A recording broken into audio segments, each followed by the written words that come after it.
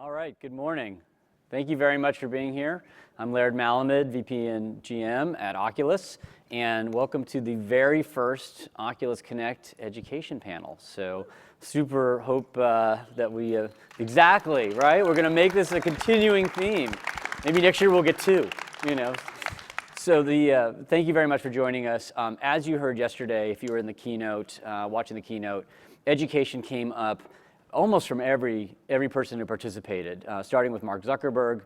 Brendan Yereeb, our CEO, talked about education. We committed $10 million to educational content for the store and talked about how we're developing a special area of the Oculus platform to focus on educational content.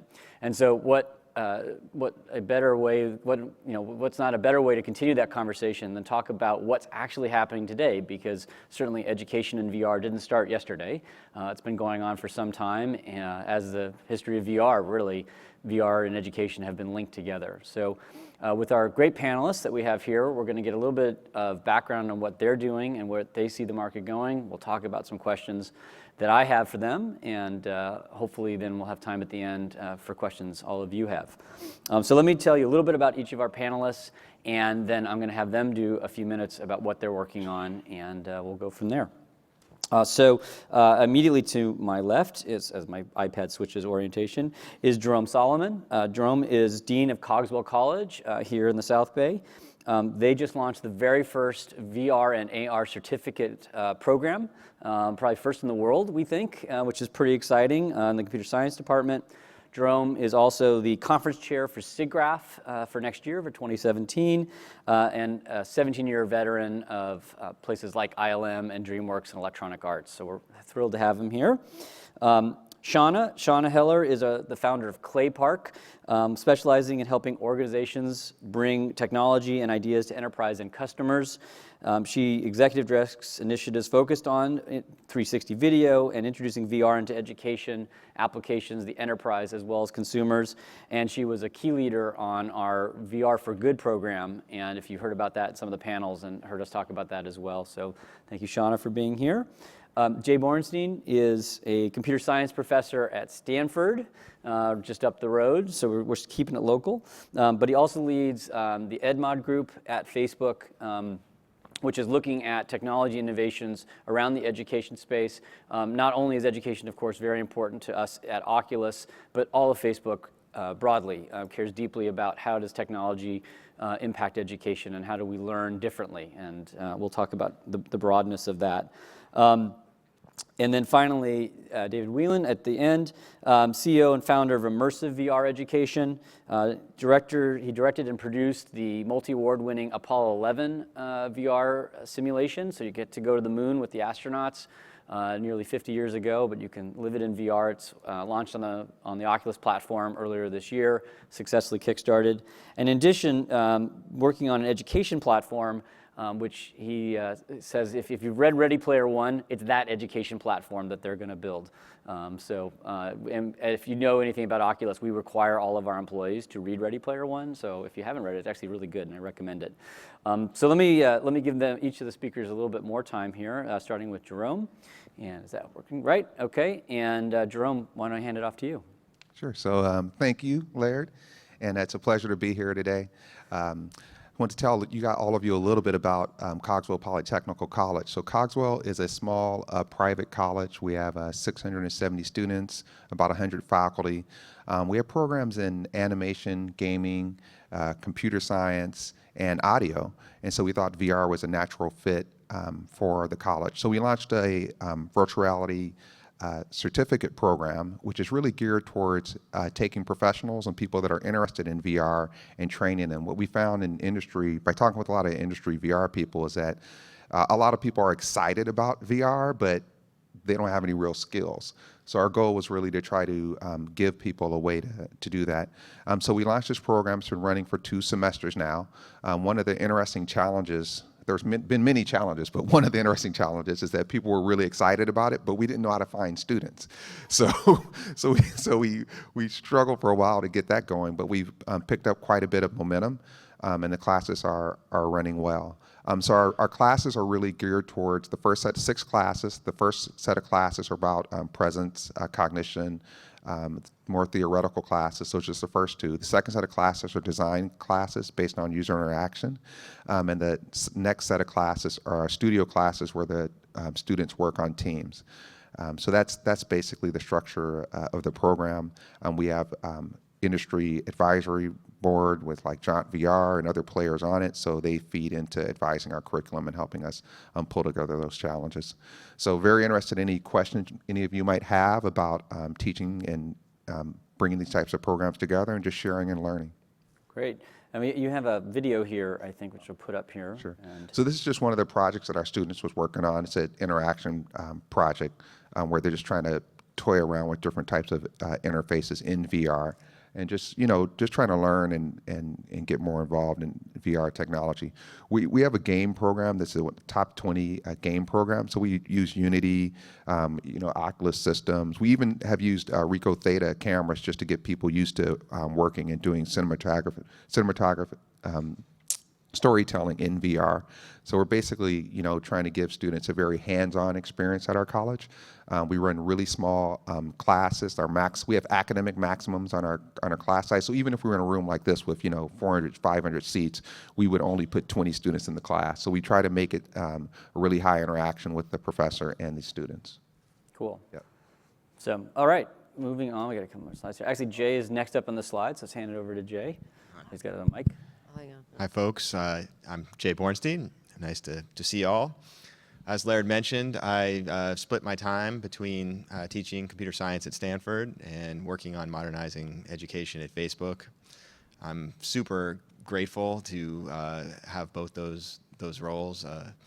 My wife likes to joke that I basically divide my time between two fantasy lands, moving between Facebook and Stanford. It's a pretty decent experience. But actually, in all seriousness, one of the things that I appreciate about that is the juxtaposition of sort of the student outlook and perception of emerging technologies like VR that you see at Stanford, and what students see as the opportunities there and what their interests are in terms of what they're learning. And then a company like Facebook that has leadership and Oculus from the top that's very committed to education, believes in the value of it, and has this platform and this opportunity to have a big impact in the world. So I think it's a really interesting sort of combination of things, and we're trying to do good stuff with that, and I'm sure we'll talk more about it.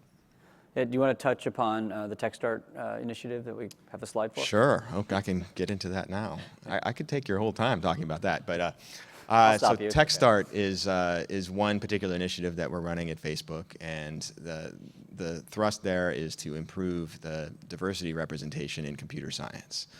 So I personally am a believer. One of the first slides we show at Stanford to introductory students of computer science is the number of jobs that are available out there that require computer science skills.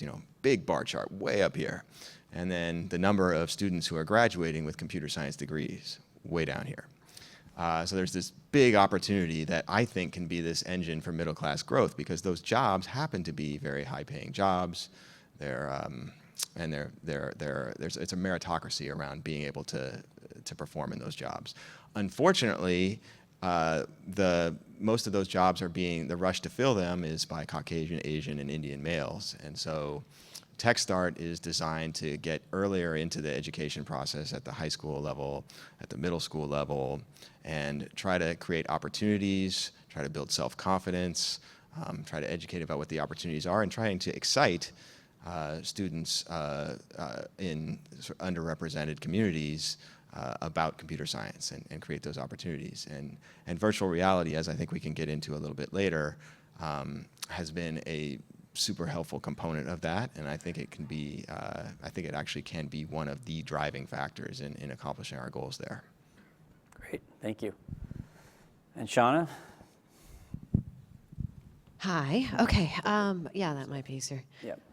So I guess I'll talk about two things really quickly. One is that I'm often working on initiatives that are kind of broader in scope, looking at not how we're going to use VR in education in the next 12 months, but how we're going to be looking at it in the next 3 years and 5 years and things like that. So some of what I'm going to talk about here very briefly addresses that. But then at the same time, I want to just mention that the work that Facebook and Oculus are doing together is really exciting in terms of just introducing the headsets and the basic technology into schools. And part of the initiative that I've been involved in is the High School 360 Challenge. And we armed 9 different schools in the Bay Area with headsets, phones, and Theta cameras to go out and become filmmakers themselves and learn the process of 360 filmmaking. And the winner of that program, it was a very loosely judged kind of everyone's a winner type thing, but there were some really standout pieces. And the young man who had led the team that created the best of all of those 360 videos was getting an F in the class the day we walked in with the hardware. And I think that's really kind of important to keep in mind, that I don't think VR is going to change the world overnight, but when you introduce a new technology into a classroom, that you have an ability to reach students that so far in the process hadn't had abilities to connect with the world around them and tell their story and feel like they were a part of their own community in the school and then outside of it. So this is just kind of a fun avenue. And it's great to be a part of that. Now, moving on to some of the bigger opportunities and talking about what VR in education can mean. This is a slide from one of my favorite projects out there after Apollo 11, and it's the Wright brothers' first flight experience. It takes you back to Kitty Hawk on a very cold morning to experience the Wright brothers' first flight. And you can walk around the experience, you can pause it, and you can see exactly what happened that morning. It was curated by the Smithsonian. The developer team on that is Matter VR, and it is completely historically accurate down to every last detail that was known about that morning. And students being able to go back in time, go back in history to learn these sorts of lessons that we have no other way to take them to, I think is a really valuable, something to point at, a piece of content that says this is what you can use VR for. But already, did that get cut off here? That there's already been 40 years of academic research and over 3,000 studies have demonstrated that VR can improve behaviors, attitudes, and health. A lot of that research was dedicated to medical uses, but I think we can extrapolate a lot out of that they were using it for modification of acute syndromes and conditions, transference of confidence, and treatments of phobias and anxieties. And so you take 40 years, 3,000 studies, and basically patients are the equivalent of students. These are people that are interested in a knowledge transfer using VR to feel or learn something that they didn't know or feel before. So I think looking at the next 3 to 5 years is we're going to have a lot of studies that come out of how to use VR for education, what makes the most sense, how students learn, and I think there's some really interesting studies that have already been done and published, and I won't go into great details on these. I know how these panels work, and generally people usually hold up a phone about this time and they take a picture of the slides, so I'm just giving you some information. I'm pointing you towards some of the research that's already been done, so you can do that on your own time. But this one is a great one from Veronica at East Carolina University, talking about the pros and cons of using VR in education. So check that out later. Okay, and then over here, and I just had a really great conversation with Laura in Portugal, I'm sorry, in Spain, about full body interactive learning, and it's a small area of research, but I think it's going to be really important for learning, for putting together really accurate studies on how we can use VR in education.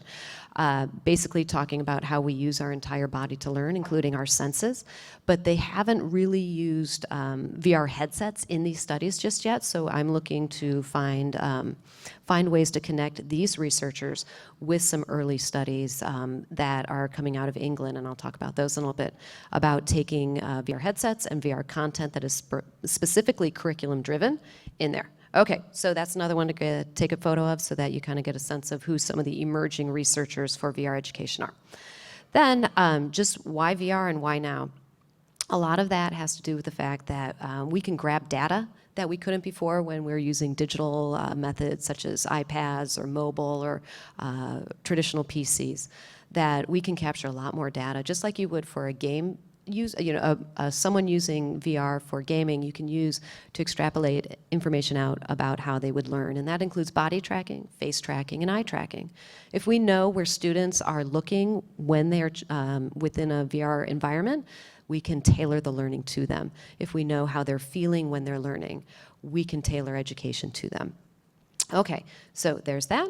And then when you monitor interaction with the content and you can test and track performance using VR and the data that we're able to collect from it, you can start optimizing retention. And I think that's one of the most important things to keep in mind, because in this age, when we're looking at 5, 10 years down the line, that if we have a completely customized curriculum, we can bring out the absolute best in each student. So that's super important to me, and only just because when we look at how students are taught, we have equality versus equity, and in many cases you have people who think, well, equality in education means, putting everyone on the same soapbox so that they're all of equal height, but people aren't equal height. So it's reaching for equity and taking down systemic barriers, and I think VR offers a great opportunity to be able to provide affordable, accessible information and knowledge that they can grow and learn from. So that's my spiel. All right, so Dave, you're actually building these applications, and maybe some of these theories are going into what drives your company.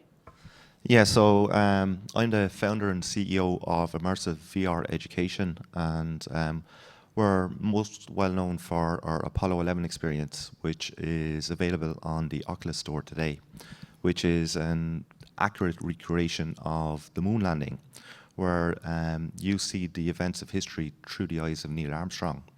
And we're very big with the emotional impact of education. So inside the experience, we use the real audio from the event itself. So you hear Neil and Buzz talking when you're in the cockpit.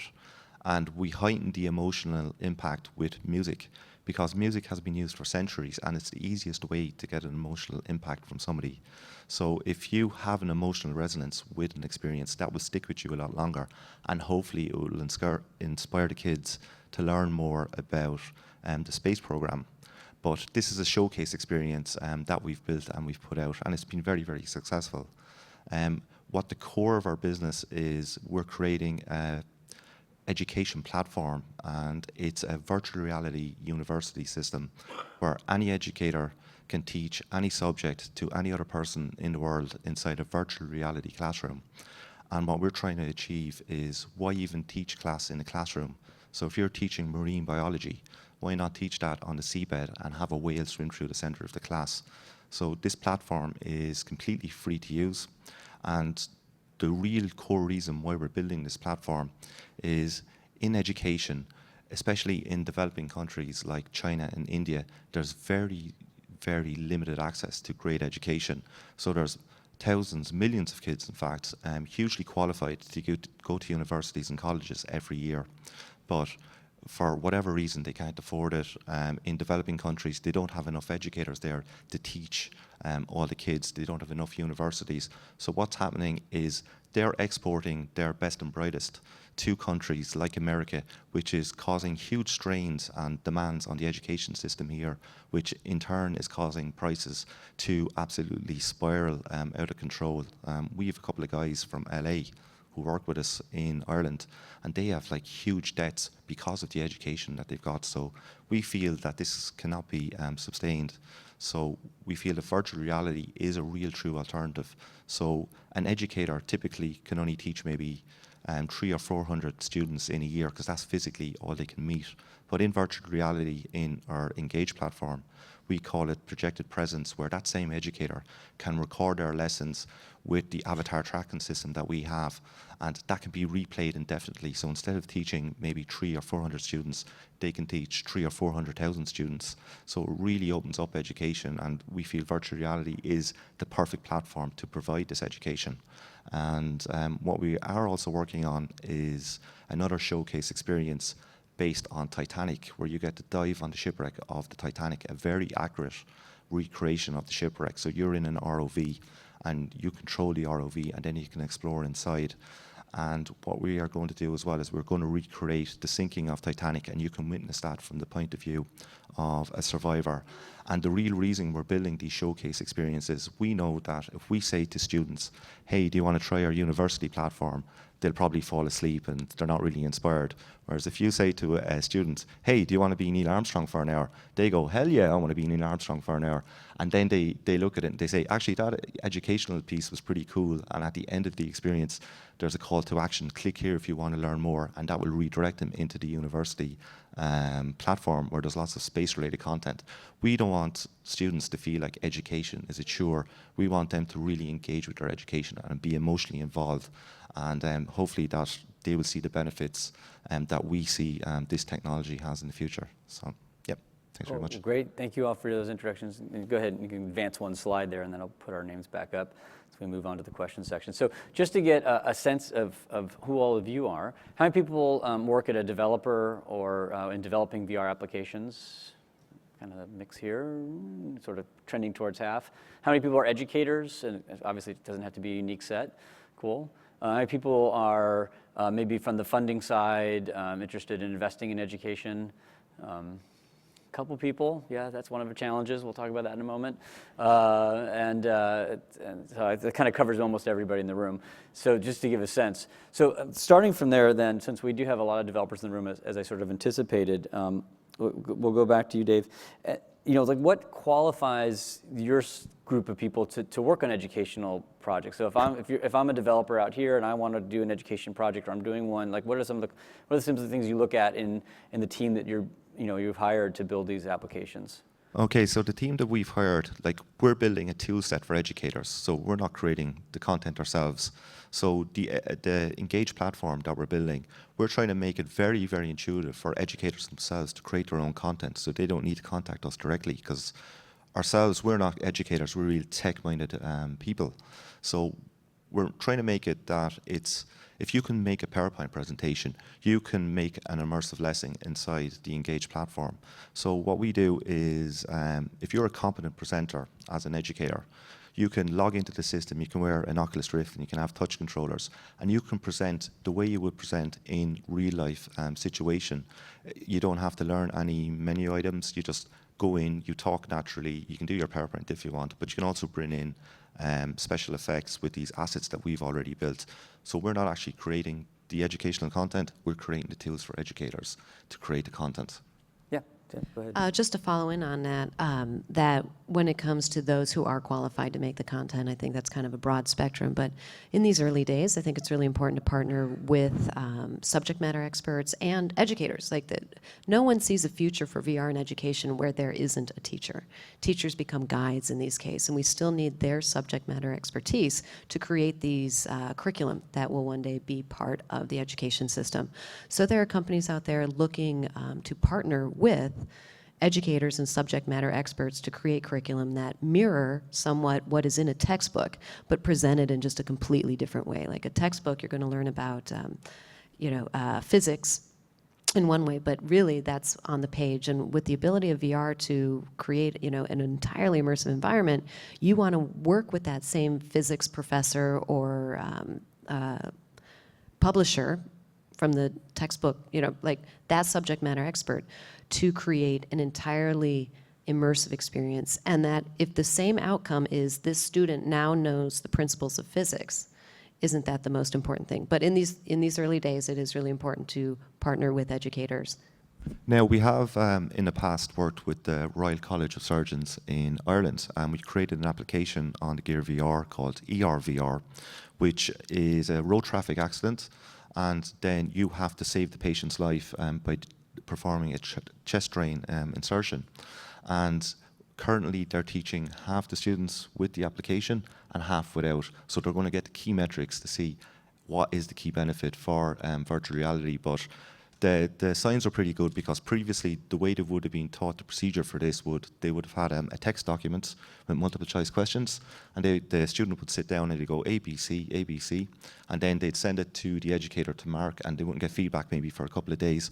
Whereas the application, if you make a wrong choice, the patient suffers, or if you make 2 or 3 wrong choices, the patient dies. So it's instant feedback to the student, and at the end of the application, all the information is sent directly to the educator of how long did it take the students to save the patient, how many correct answers or incorrect answers have they given. So virtual reality from a very instant feedback feel, and you do feel empathy for the guy that you're trying to save as well, because he's lying there. It's actually me lying on the trolley, so I hope they feel empathy for me when they're trying to save the patient. I guess I just wanted to mention that, I'm the dean of a college, but I also teach at my college. I teach Python, and I teach our game studio class. And one of the important things as an educator is to really identify with your students and to, create that empathy between the students so they really, really know you and feel you. I mean, I've even sung before in my Python class, which is a little crazy, but I think anything that we can do, as educators to help our students engage more is really important, especially with distance learning and online learning, where you see such high drop rates. And if a student drops your class, that is really the ultimate failure, because you haven't got the outcomes that you're looking for. I see the purpose of education as being to create success for students. That's the purpose, to create success for them. So any way that we can engage them more is really important, and that virtual reality can be key to that. But that's a really interesting point, that it's the human aspect of it, and I think again resonates with the keynote yesterday about the importance of putting people first in VR. Mark was talking about that. So Jay, I mean, you've built VR courses, really pioneered the teaching of computer science with VR. Tell us a little bit about that, and then how do you see that impact on high school students, which is kind of the next challenge?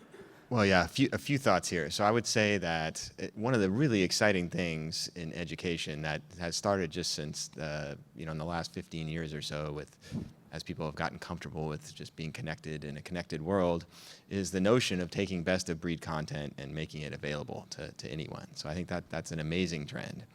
But the thing that's super tricky is, how do you scale the human elements of it? So in the kind of university model that we have at Stanford and that we have here in most parts of the civilized world, we have a residential university model where people come and live in a place while they're being educated for a period of time. And that most people, when they reflect on their educational experience, they reflect on that residential aspect, the social aspects, the people they met, the experiences they had with those people. Those things end up being as formative as the academic aspects of their time there. And scaling that is super tricky. It takes a lot more than just being connected. And I think that virtual reality is the first time where we can start imagining that some of those benefits, some of those experiences, some of those social connections can actually happen in a way that's meaningful to people, and that does scale. And so that's a tremendous opportunity. So I think I would start there and say I think that's the first piece. I think the other thing that's worth touching on is what David's doing. There are a lot of really talented folks who are building exceptional experiences in virtual reality that take you places that the Wright brothers experience. So that's a logical first step to use the medium effectively, and I think that's awesome. I think the step that we haven't figured out yet, but that holds tremendous potential for society, is on the emotional side of things, on the human connection side of things, and the technology's getting to the point where we can start exploring those spaces. We're doing some work in that space ourselves, but I think that has tremendous potential. Can I? Yeah. I just say on the emotional impact of VR. So Apollo 11 originally was a Kickstarter project, which was successfully funded, thankfully. And we had quite a few people post video reactions on YouTube. And it was a very touching video of a young guy, I think he was about 20, and he put his father into the Apollo 11 experience, because his father was a young kid, obviously, at the time. And The video went viral. The guy's father started crying inside the experience when he could view the Earth from space, and the kid gave him a hug. And it's a really personal moment that they shared with thanks to virtual reality, and that's the kind of empathy that you can experience inside virtual reality. And there's some amazing work being done by other developers as well. The Times, for example, with the 360 video, they showed a refugee camp. That kind of stuff can only be viewed in this type of medium, and it really does affect people. So I think the future is very bright for virtual reality in that respect. Yeah, one of my slides got lost, but there's kind of a forward flow chart for part of this, and it's virtual reality enabling engagement. Well, sorry, emotion to engagement to commitment to retention. And I think those 4 words are super key to remember in this whole conversation. And the more you experience VR, and I'm assuming everyone in this room now has been in VR and played in VR and maybe learned something in VR or connected with someone else in VR, that the idea that we now know that VR, and from all the other research, that it's the power of immersion equals engagement, emotion, commitment, and then retention. And I think in education, that's where we lose so much of it, particularly in the STEM. And everyone I think will all agree is like the STEM is where it falls off for a lot of people because the ideas become more abstract. And it's hard to make that engagement, it's hard to find that emotional engagement to then retain the information. So there's that. Yeah, I wanted to jump back in there and say I wanted to put on my venture capital hat for a second. And there's a ton of activity in that space, obviously, around Stanford and in Silicon Valley. But since we have a lot of developers in the audience, I think one of the trends that's really positive to see and that society needs to see win there's more and more venture capital flowing into educational bets where companies are building it. They're not all VR companies, but a lot of them are VR companies. But the investment community is seeing the potential there, and so I think that's a really exciting thing where you can put your skills towards something that you're passionate about and that can have this huge societal impact, and you aren't leaving things on the table in terms of what that opportunity means for you, and that's more true today than I've ever seen before. So it's a super exciting time. Well, I wanted to go down that path in terms, as I mentioned earlier when we took the sort of poll who's in the room around the funding, because if I summarize a little bit some of the themes that came out of all of your really great comments is one, obviously there's great interest. We'll talk a little bit about that here in a second. But there's a lot of skills. Like these people, these teams out here need a lot. They have to understand empathy. They have to understand engagement. And we've sort of not even defined education in this panel yet and learning. I mean, from everything from the historical artifacts of like Apollo 11 are going to Titanic, which is most of us can't afford to do, and Apollo 11, of course, we can't go do, to teaching in the class. Someone has decided to sign up, spend 6 classes of time learning. So there's a lot of these skills. So that feels to me like this is going to be really expensive. So how do we fund this? How do developers thrive in this ecosystem? What do we have to do? Anyone can jump in on that.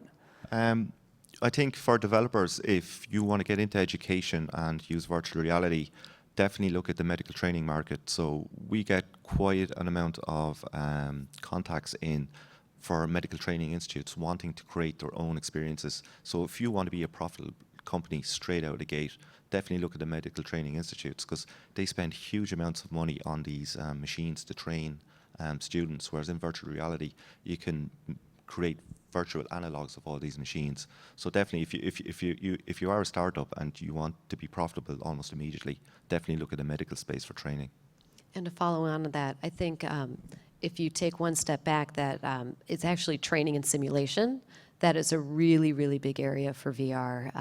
And it's not just medical, it's manufacturing as well, and oil and gas, and just areas where it takes a lot of money to train an employee to learn a new skill, or it's a skill that's very specialized and you have to have something detailed, where it might cost someone $200,000 to go train an employee to fly them to the oil rig to have the on-site experience, where you can actually use VR to train that person. So training and simulation is a very big area in virtual reality training. But it also helps for those developers to talk with one another. There are a lot of forums and communities where if you have one set of skills, to partner with others, because a big part of VR is the coming together of a lot of different verticals. You have a little bit of mobile, a little bit of web design, and then a little bit of visual effects, and then you have a little bit of like the subject matter, like the technical experience from that area. So you kind of have that all coming together with coding and programming to create a VR experience. So I think it's also important for VR developers who are just starting out and who want to go in this direction to look for some of the companies that maybe are already going in that direction or have some proven projects or have proven platforms that they can go be a part of, because training and simulation is actually a pretty, it is a wide market, but there aren't necessarily a ton of developers who are very good at it just yet. Okay. Oh, and I just wanted to, I guess, talk about this a little bit from an educator's viewpoint as far as trying to get a program in VR off the ground and what type of funding you might need internally. I mean, one of the great things is that probably in the past year or two, we've seen the cost of headsets go down so cheaply that now small and large colleges can afford a lot more of them. So I think it makes it a lot more easier for a university to get a program off the ground. Some of the other challenges you might face is, trying to find a school or a program within your college to partner with, like a gaming program or an animation program that may have quite a few of the tools already there. They may have Unity, may have Unreal Engine 4. So you can leverage those labs and that equipment in order to try to get the program off the ground. We also, at Cogswell, we found some, I honestly wanted to launch this program like a year and a half ago, but there's a lot of challenges even internally when you try to create a new program on virtual reality where people are like, oh, well, is this a flash in the pants? Is this going to come and go? Because a lot of time educators are looking for degrees that last forever, right? I mean, that's the whole assessment model that educators are presented with. So, it's just a matter of, I think, trying to present as much evidence as possible to help get your program from ground. So I think that's the educational and institutional side of it. There's another part of that, which is the student side of it, which is, okay, well, now you have these students, how do they get access to the equipment? How do they use the equipment? And I think this even becomes more complicated when you start to look at online learning in virtual reality. You have a student out in Ohio, how are they going to learn VR? They don't have a headset, they don't have the equipment. So I think, as we move forward and the cost of headsets come down and we find ways to teach these things to students that might not have access and as much funding for themselves, the more we can move the industry forward. So. Yeah, I also, from the educator standpoint, say that the primary development environments, the companies behind those are super motivated to promote the adoption of programming in VR. So they're very helpful, and they all have groups that are university-facing groups that want to be supportive to teachers that may not have the background in VR but are interested in getting into it. So I actually think the activation cost of being able to provide an experience in VR to students that's valuable is pretty low. There's a lot of support that you'll get out there. And if what you do is find a location at the university institution where you can set up some equipment and students can come and work there, then I think you'll find there's a lot of support from the community for building a curriculum that means something to the students and that they'll be engaged in. Cool, thank you. I'm going to ask another question just to get a sense. I think, again, I have a sense of the room. How many people think in the near future that VR will be an important part of how we learn, whether it be individual learning or through schools? So it's most people here. And anyone worried about the dystopia nature of this, where we plug a headset onto a kid and see them in 18 years? No. You say that like it's a bad thing. No, well, no, and a few people have raised their hands. I mean, I think we do have to be worried about how we learn. That one of the most important things about schools and even about learning when you sort of self-learn is to have someone to reflect that with. So maybe talk a little bit, one more sort of round of questions before we open it up to all of you. It's like, Michael Abrash laid out yesterday sort of his 5-year vision, and he was pretty committed that we can judge him on it. We'll be a little less harsh with all of you. So maybe each of you talk a little bit about where you see education in 5 years as it relates to virtual reality. So in just the conversations I end up being in, there is kind of, first of all, like everyone just take a deep breath and relax, right? Like we got plenty of time. We didn't just start educating people. We've kind of been trying to figure it out for the last 300 years in a formal way. So everyone just tap the brakes and relax. We got a lot to figure out. And there are going to be a lot of different pilot programs to test different learnings and test different methodologies. But I think the idea here is for the next 5 years, there's not going to be a replacement of the modern education system. It's just too soon. 5 years is a blink of an eye when it comes to this. But what you're going to see is a handful of really great pilot programs that come out that are funded by the platforms or the hardware or software manufacturers who want to see their products being used and to prove out learnings to see if this even works. And then after 5 years, you're probably going to see it take a little bit deeper, a deeper hold. But none of this is meant to be a complete replacement for teachers and classrooms and that sort of thing. It's supposed to be supplemental. It's supposed to help achieve, equity and to remove some of the systematic barriers. I'd just like to say virtual reality is just a tool for the educators. So bad educators won't use virtual reality and just suddenly become great educators. So great educators will use virtual reality in the right way. So the way I see it in 5 years is I'm old enough to remember when PCs started coming into education back in the late 80s, early 90s. And most of the PCs that came to my school, they came in, the educators were afraid to touch them, and they were collecting dust for 2 years because no one really knew how to use them. And if you look at a PC, it's not very intuitive. If you've never seen a PC before, you have to go up, there's a keyboard, you might have never used a keyboard before, and a mouse. Whereas I see virtual reality being adopted quite a lot quicker by educators because people my age now are the educators, so they're used to technology and adopting new technologies. And with virtual reality, it's very intuitive to use. So when you have a headset on you, if you want to look somewhere, you just literally turn and look your head. Whereas on a PC, if you want to look somewhere, you have to grab the mouse, you have to turn. It's not very intuitive. If you want to do something in virtual reality, if you want to grab an object, you just stick out your hand and you grab an object with the new touch controllers. Thankfully, they're coming out pretty soon. Yeah, nice little plug. But I feel virtual reality is so intuitive, a lot more intuitive than computers were back in the early 90s. So I do see virtual reality being used a lot quicker in schools than when PCs came out in the early 80s. And 5 years, it is a blink in an eye, but the rapid progress that we've seen in the previous 5 years to now, so who knows what's going to happen. Yeah, I would just say I actually agree. I think bad things will happen. Like there are people who will use the medium irresponsibly, and that will get a lot of press, and it will have some negative impacts for student age people, and that's unfortunate. But it's a situation where you can't put your head in the sand. That's something we have to grapple with, and we have to, as a society, acknowledge that. There's going to be a struggle. There'll be some things that don't work, and there'll be some negative repercussions from that. But the opportunity is large enough and significant enough that we're obligated to go after it and try to take advantage of it. And so we can't be afraid of those things. And there's an interesting thing I wanted to point out. A colleague was talking to me recently and showed me this article that, and I have some young kids. They're not teenagers yet, but apparently today's teenagers prefer, on average, to interact with their peers in a two-dimensional medium. They'd rather talk to them in one of the social platforms that's out there than be with them in person. They'd prefer that. So let's fast forward now to a few years ahead, and the typical interaction teenagers are having is in virtual reality. They feel like they're together. They feel like they're having these experiences together.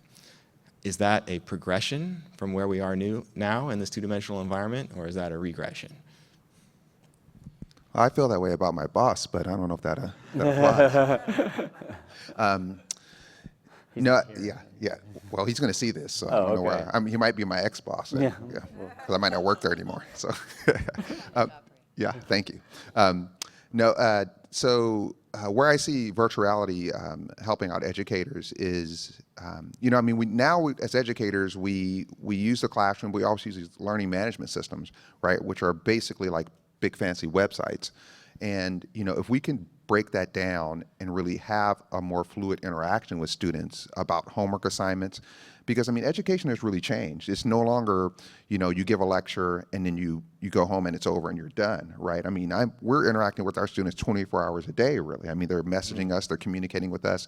So anytime that we can contact and be in contact with them in a more personal way, that helps the learning process. So I think this is a really great opportunity for all of us. Cool. Well, I'll wrap up before we open to questions. We do have a microphone, I think, here on my left, and one of your guys' right. If you have questions to ask, I'll kind of line up for that.